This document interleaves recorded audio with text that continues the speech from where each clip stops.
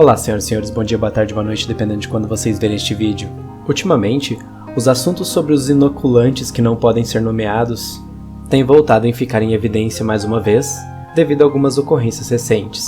Acredito que seja por isso que eu acabei recebendo muitas perguntas de vocês que remetem mais uma vez à segurança e eficácia desses, abre aspas, medicamentos, fecham aspas. Bom, eu acho que já está mais do que bem exposto com qualidade aqui no canal toda a problemática envolvida nesse assunto, e especificamente na minha playlist chamada Vídeos Específicos sobre Inoculantes. Recomendo vocês verem, pois esses 3 vídeos são baseados puramente em fundamentações bioestatísticas, então vale muito a pena vocês acompanharem para estarem bem fundamentados na hora que forem conversar com algum pandeminium. Faço essa referência importante, pois nesse vídeo eu não pretendo repassar novamente o argumento em si, pois tanto a formalização deste estão apresentadas no primeiro vídeo dessa playlist, e nos 2 vídeos acessórios que são subsequentes a esse primeiro que comentei, vocês encontrarão a exposição da manifestação prática dessas problemáticas. Então essa playlist ficará na descrição, recomendo muito que vocês assistam e compartilhem esses vídeos principalmente, pois esse assunto voltou a ganhar muita evidência, e na nossa conversa mais informal hoje, eu tentarei através de um exemplo simples, tentar demonstrar a dinâmica dessas problemáticas, na aplicação de um cenário simples e hipotético, que talvez sirva como um complemento a esses 3 vídeos que comentei anteriormente. Bom, vocês sempre me escutam falar bastante sobre passagem de tempo, temporalidade, N-temporal aqui no canal, e de vez em quando pinta nos comentários alguma pessoa que diz que a linguagem que eu estou usando é muito formal ou técnica, que fica difícil de entender. É um número relativamente baixo de comentários assim, mas eles são inevitáveis conforme o canal cresce, pois o conjunto da minha capacidade em ser didático, claro, e no meu entendimento do tanto que eu devo simplificar alguns elementos técnicos, além de que os vídeos são sempre produzidos para uma margem de tempo específica, relativamente curtos, todas essas variáveis e algumas outras que eu nem ao menos consegui conceber aqui, geram uma capacidade limitada do canal de atingir todas as pessoas de maneira adequada. Então, como eu disse, talvez esse vídeo sirva como um complemento, se baseando em um exemplo simples e prático de muitas das fundamentações que eu postulo nesses vídeos passados. Acho que eu vou até incluir esse vídeo aqui nessa mesma playlist que eu comentei. Bom pessoal, mas entrando no assunto do vídeo em si, por muitas vezes nós vemos por aí, principalmente nas comunidades e nos centros que são altamente influenciados pela mídia mainstream, de que se ter qualquer nível de ceticismo a respeito dos inoculantes atuais para o vírus específico que estamos lidando, trata-se de uma atitude inconcebível, sem fundamento algum, e que, segundo inclusive alguns liberais, você deveria ser punido duramente pelo Estado. O Amoedo, por exemplo, já fez declarações abertas de pessoas que se recusassem a tomar o inoculante deveriam ser isoladas da sociedade de alguma forma, sendo os liberais de maneira geral, estando aparentemente abertamente em conluio com o jogo político da criação de uma sociedade baseada em castas ou níveis, em que cidadãos que não se submeterem ao uso do medicamento em questão não seriam supostamente obrigados a fazê-lo. Entretanto, tal ação iria gerar uma cascata de consequências que iriam literalmente transformar esse cidadão em um cidadão de segunda classe, baseado em um sistema de passaportes muito semelhante em fundamentação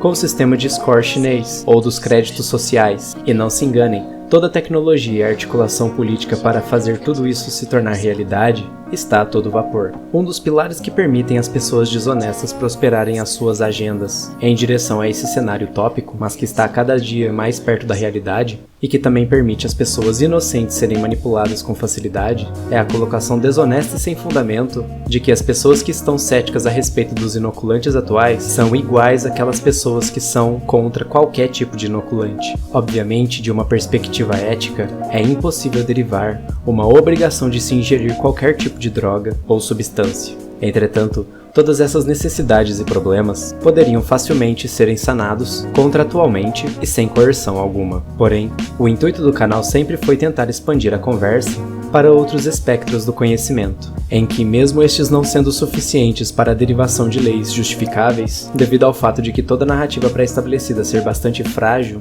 tanto nas suas fundamentações científicas quanto nas suas fundamentações juspositivadas, podemos dessa forma, utilizar desses conhecimentos mais tangíveis na tentativa de acordar aqueles que estão propensos a enxergar uma verdade. Ainda associado a essa primeira tática desonesta, também podemos observar a grande falácia de que o desenvolvimento tecnológico, incentivos financeiros e contribuição humana infinitos que esses fatores seriam suficientes para dissolver elementos que são conectados a variáveis que estão fora do controle e da influência humana. Portanto, quero que vocês pensem em 2 cenários específicos. O primeiro cenário será composto por você em uma situação que acabou de mudar para um bairro novo, e o segundo cenário será composto por você que mora naquele bairro já por 20 anos. O nosso experimento vai consistir em tentarmos dosar a capacidade do seu eu em cada cenário de descrever com qualidade a região que está morando. A constatação dessa descrição vai ser feita por um repórter que vai te fazer perguntas na porta da sua casa. Porém antes, para tentarmos equilibrar um pouco as coisas, será ministrado nos 2 cenários uma aula de 10 minutos com a presença de vários especialistas a respeito do seu bairro, em que eles vão bombardear o seu eu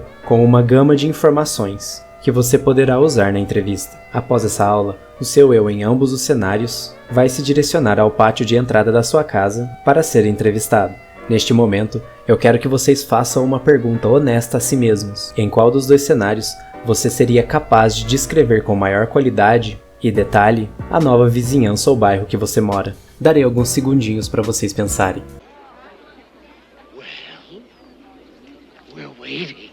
Bom, acredito que todos vocês, se não a esmagadora maioria, chegou à mesma conclusão. O cenário em que você acabou de mudar para aquela vizinhança se encontra em uma grande desvantagem se o objetivo do experimento em questão for a descrição da localidade em que se mora, devido à diferença temporal experimentada por cada versão do seu eu, nos cenários diferentes. Pois mesmo que se removêssemos a aula do segundo cenário, e para ser completamente sincero eu não sei nem porque eu já não fiz isso desde o começo, mesmo assim, existem limitações humanas puramente ligadas à temporalidade que remetem à percepção, convívio na localidade e interação com o ambiente e moradores, além das próprias limitações humanas relacionadas ao consumo de grande quantidade de informação em um baixo período de tempo, assim como as limitações humanas que remetem ao professor da aula, onde o mesmo também possui as suas limitações em relação à passagem de conhecimento. E eu poderia continuar até amanhã aqui extrapolando outras variáveis que eu penso, mas acredito que vocês já entenderam o X da questão. No segundo cenário, a pessoa que viveu 20 anos naquele bairro teve ampla oportunidade e tempo para realizar inúmeros experimentos ao longo das suas interações com o ambiente de maneira geral, que permitirão mesmo, de maneira empírica, determinar com qualidade os elementos que são recorrentes e de normalidade daquele bairro, assim como os elementos que não são tão comuns assim, porém de vez em quando acontecem, e aqueles que acontecem muito raramente, muito provavelmente por conta de uma força externa. Entretanto, é importante ressaltar que a estrutura cara para a montagem das aulas e as pessoas pagas para lecioná-las possuem a sua devida valoração, pois os mesmos dentro de condições adequadas podem contribuir e muito para acelerar o processo até certo ponto e descrevê-lo com maior qualidade. Entretanto, o erro mora quando tentamos prescrever certas capacidades, muitas vezes de maneira inconsciente ou por falta de conhecimento, que extrapolam os limites dessas tecnologias e pessoal, nos direcionando a um possível equívoco quando ignoramos os princípios bioestatísticos vinculados à natureza de um N temporal adequado e de um N amostral também adequado. Bom pessoal, eu espero que esse vídeo ajude vocês a enxergarem essas problemáticas com mais facilidade. Se não ficou claro, a aba de comentários está aí para nós podermos bater um papo. A comunidade também tem se mostrado bastante prestativa na hora de sanar algumas dúvidas, então eles também podem nos ajudar. E talvez seja importante relembrar, mas esse vídeo não é de maneira alguma uma exposição formal de toda a problemática, mas sim apenas a tentativa, através de um exemplo prático e simples, a demonstração de algumas delas. A fundamentação da argumentação em si vai estar na playlist que eu vou deixar na descrição. Bom, eu acho que eu já estou me estendendo um pouquinho, então se a reflexão trouxe algo de positivo para vocês, deixem seu like, compartilhem os vídeos do canal e comentem bastante para ajudar no engajamento. Obrigado pessoal e fiquem bem!